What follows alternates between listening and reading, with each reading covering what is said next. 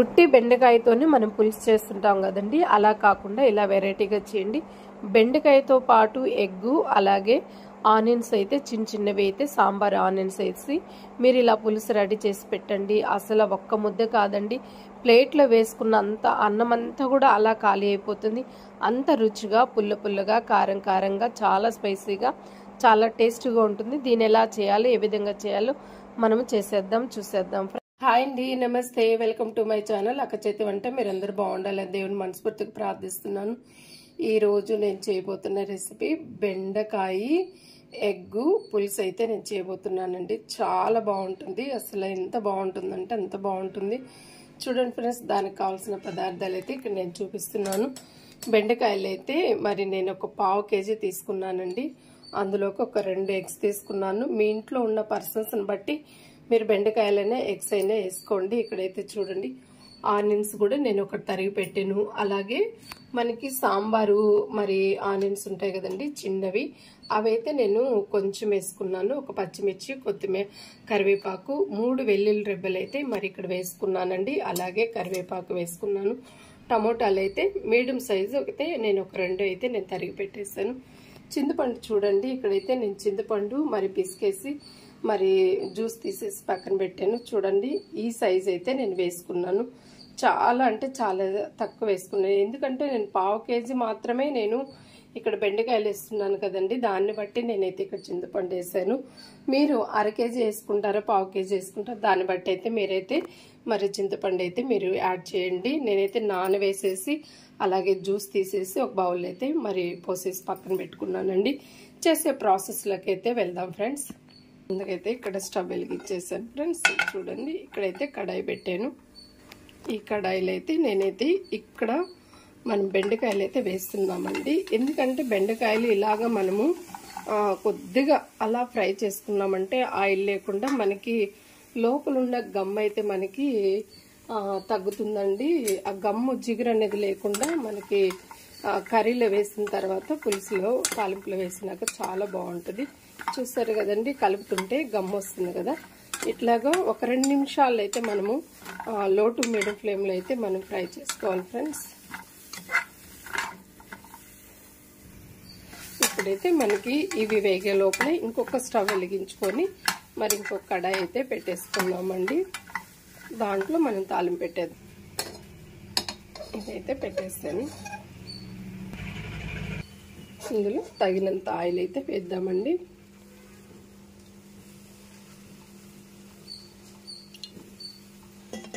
మనకైతే తగినంత అయితే ఆయిల్ వేసుకున్నాం. ఈ ఆయిల్ మరిగిన తర్వాత తాలింపు దినుసులు వెల్లుల్లి వేసేద్దామండి. ఈ లోపల మనకైతే బెండకాయలు అయితే వేగిపోయినాయేమో చూద్దాం. చూస్తారు కదా ఫ్రెండ్స్, చక్కగా అయితే మనకైతే ఆ గమ్మంతా కూడా చక్కగా మనకి వేడిక అనేది మనకి తగ్గుతుంది కదండి. ఇలాగ మనం ద్వారగా అయితే ఒక 2 నిమిషాలు మనం ఏం చేసుకోవాలి.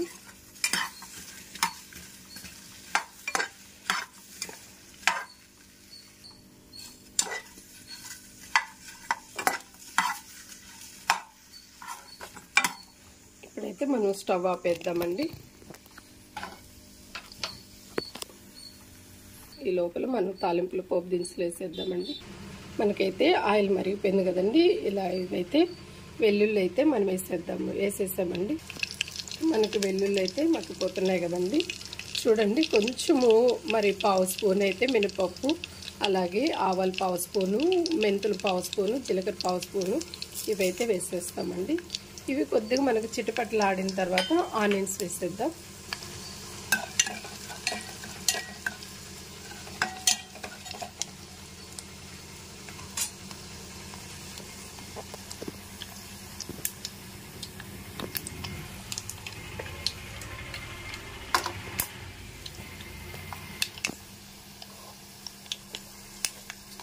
ఇక్కడైతే ఆనియన్స్ వేసేస్తున్నాం.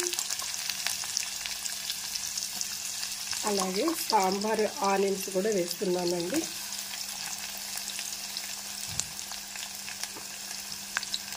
చాలా బాగుంటాయి మనకైతే.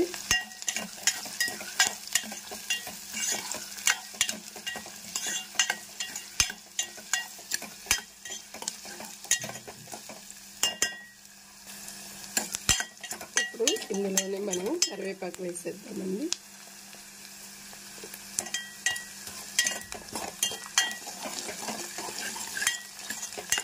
కొద్దిగా మనకి కొంచెం మగ్గిన తర్వాత పచ్చిమిర్చి కూడా వేసేద్దామండి. పచ్చిమిర్చి, టమోటా.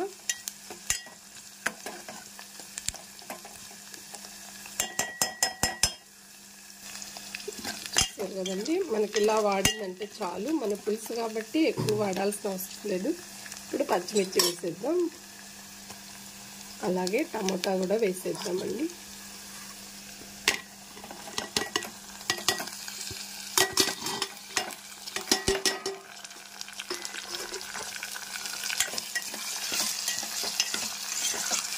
మనకి టమోటా మగ్గేంత వరకు మనము ఒక 2 మినిట్స్ ఇలా కలుపుకోవాలండి.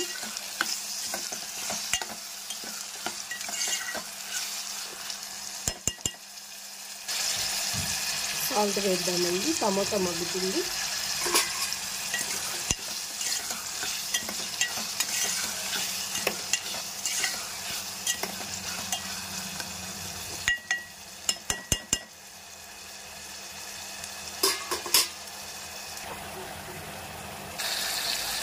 కొంచెం మనము పసుపు వేసుకున్నాం, అలాగే కారం కూడా వేసుకున్నామండి.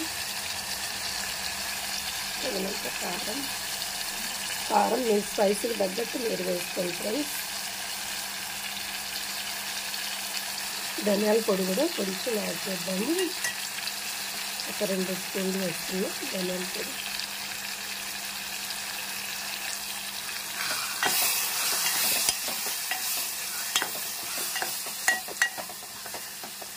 ఇప్పుడు ఇందులో మనము బెండకాయలు వేసేద్దామండి. బెండకాయలు అయితే వేసేస్తున్నానండి.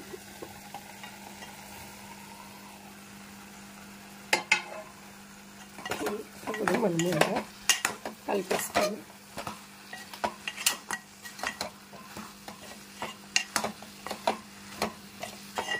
ఒక 2 మినిట్స్ మనమైతే ఇలా కలిపేసేసుకొని, అలాగే మనమైతే ఇప్పుడు ఎగ్స్ కూడా వేసేద్దామండి. ఎగ్స్ కూడా వేసేసి ఒక 2 సార్లు అలా కలిపేస్తామండి. ఎగ్స్ వేసినప్పుడు ఎక్కువగా కలపవద్దు, ఎందుకనంటే మనకి ఎగ్స్ విరిగిపోయేదానికి, కట్ అయిపోయేదానికి కూడా ఛాన్సెస్ అయితే ఉంటాయండి. ఇప్పుడైతే మనము చింతపండు జ్యూస్ తీసి పెట్టుకున్నాం కదండి, అదైతే మనం పోసేద్దాం.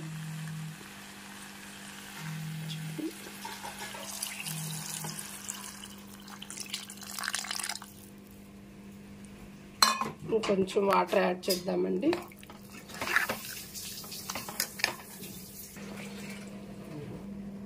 అయితే ఇంకొంచెం వాటర్ మనం యాడ్ చేద్దామండి. తగినంత వాటర్ పోసుకుందాం.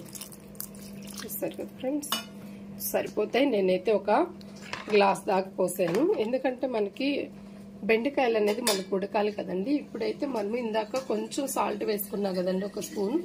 ఇప్పుడైతే ఇంకొక 1.5 స్పూన్ దాకా అయితే సాల్ట్ వేస్తాను.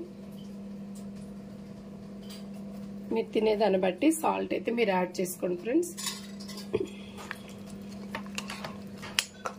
ఇప్పుడు ఒకసారి మీరు కారం, పులుపు, అలాగే సాల్ట్ మీరు ఒక్కసారి చూసుకొని మూత పెట్టి, నాకైతే సరిపోయిందండి. కొంచెం కారం తక్కువైంది, ఉడికిన తర్వాత కొంచెం వేస్తానండి. ఇప్పుడైతే నేను మూత పెట్టేసేసి ఒక లో టు మీడియం ఫ్లేమ్లో మాత్రం ఒక 15 మినిట్స్ అయితే నేనైతే కుక్ చేసేస్తున్నానండి, ఉడకబెట్టేస్తున్నాను. కొంచెం కారం కూడా ఇప్పుడే యాడ్ చేసేస్తున్నాను ఫ్రెండ్స్. కారం తక్కువగా ఉంది కదా, అంటే మనకి ఉడికిపోతుంది కదా. లో టు మీడియం ఫ్లేమ్లో ఒక 20 మినిట్స్, మనము 20 కూడా అవసరం లేదండి, ఒక 10 to 15 మినిట్స్ మనము ఉడకబెట్టేసుకుంటే సరిపోతుంది. చాలండి.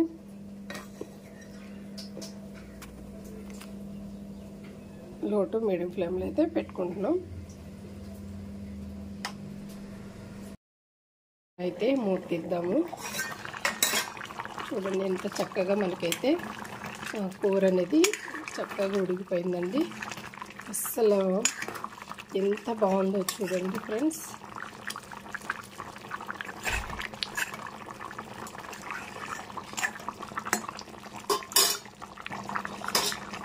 అంటే ఫ్రెండ్స్ మనకైతే బెండకాయ, ఎగ్గు, ఆనియన్స్ పులుసు అయితే చూడండి. మనకి ఆనియన్ కూడా ఎంత చక్కగా ఉడికిపోయిందో. ఇది ఫ్రెండ్స్ మనకైతే బెండకాయ, ఎగ్గు అయితే పులుసు అయితే రెడీ అయిపోయింది. స్టవ్ ఆపేద్దాం. స్టవ్ ఆపేస్తే అలా ఒక 5 నిమిషాలు ఉంచుకుంటే మనకు ఆయిల్ అంతా కూడా పైకి అయితే చూడండి ఫ్రెండ్స్ ఎలా తేలిపోతుందో. ఇది ఫ్రెండ్స్ మీకు నచ్చితే లైక్ చేయండి, షేర్ చేయండి, సబ్స్క్రైబ్ చేసుకోండి. ఫస్ట్ టైం మన ఛానల్ కానీ చూస్తున్నట్లయితే మన ఛానల్కి కూడా కొంచెం మోటివేషన్ ఇవ్వండి ఫ్రెండ్స్. నమస్తే, బాయ్.